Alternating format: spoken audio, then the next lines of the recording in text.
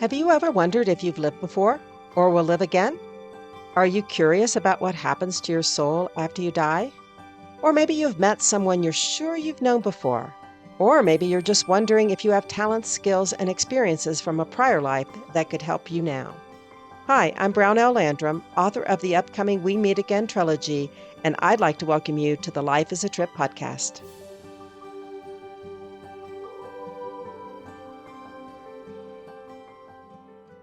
The following story, titled No Fear, was written by Laurel Ellis.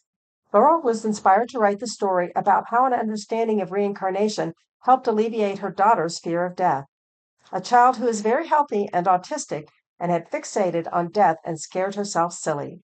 We hope you enjoy the story. No Fear, written by Laurel Ellis. Fade in, exterior hospital day, interior hospital patient room.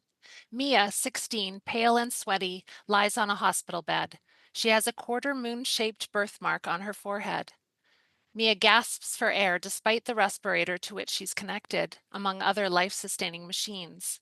Not even the desperate fear in her eyes distracts from the fresh scar that protrudes over the collar of her hospital gown.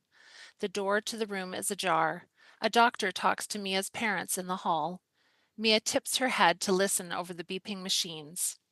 I'm afraid the infection is in both lungs. Her body's too weak to fight it. There's no medicine for it? Antibiotics? Anything? I'm afraid not. Mia's infection hit her fast and hard.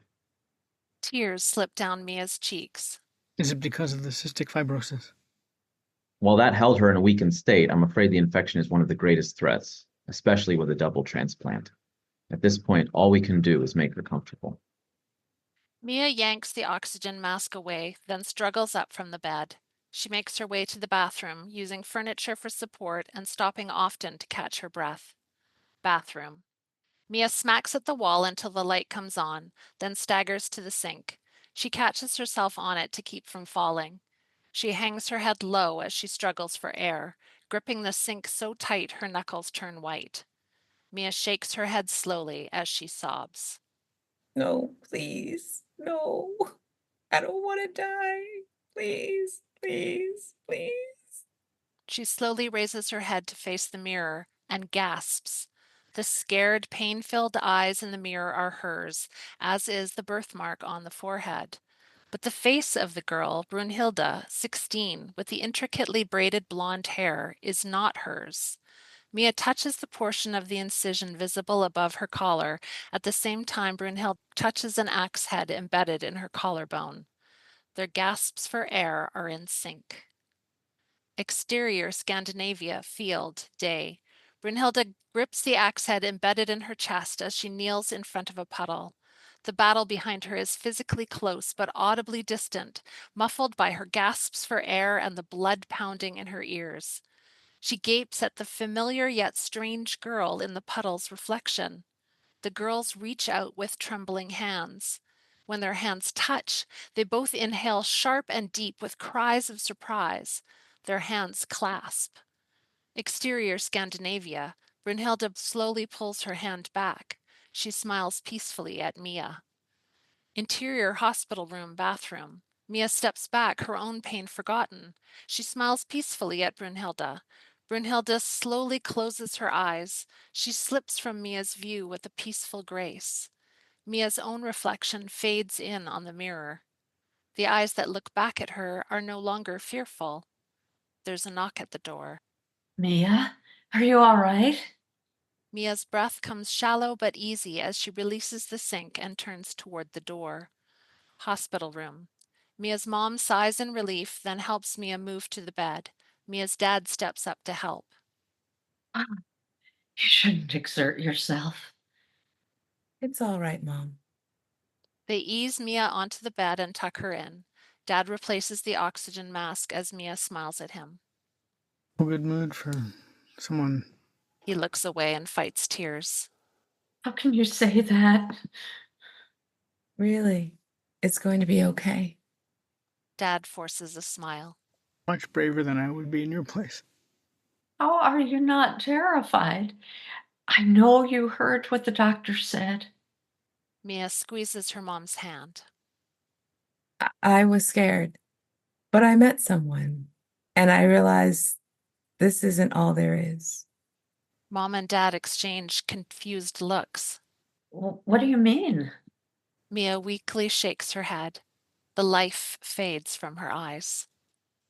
I'll see you soon. I love you. She inhales deep, then exhales. The monitors hit a steady beep. Dark tunnel. A distant light silhouettes Mia as she hurries forward toward another form. Ahead, Brunhilde smiles back at her as they continue toward the light. She catches up to Brunhilde, who reaches back without slowing. Mia takes Brunhilde's hand and they merge. As one, they reach the light at the end. Hospital room. A doctor holds up a brand new baby. It's a boy. He hands the baby to a nurse who quickly wipes him off, then places him on his mother's chest. The infant bears a quarter-moon-shaped birthmark on his forehead, and another long, thin birthmark runs from his collarbone down to his abdomen. Fade out. Laurel and the Whole Life is a Trip group thank you for listening to No Fear. Laurel is a screenwriter, a cemetery restorer, and a mom. To reach Laurel, her email is laurel.storylines@gmail.com or follow her on Facebook, Instagram, and Threads. And a big thanks to the amazing actors from Voices on Paper who brought this story to life. Wayne J., who did the narration, Tracey Roath, who played the doctor, Robin Roth, who played the mom, Patrick Hurley played the dad, and Peggy Hurley, who played Mia. Thanks for listening. Hi, this is Brownell. For more of these transcendental tales, please join the Life is a Trip group on Facebook and check out my amusing and enlightening story entitled The End, which you can find on my website, brownelllandrum.com. That's BROWNELLLANDRUM.com. And please look for my upcoming novel trilogy entitled We Meet Again. It's a story about a famous couple reincarnated today to help solve a centuries-old mystery that will change the world.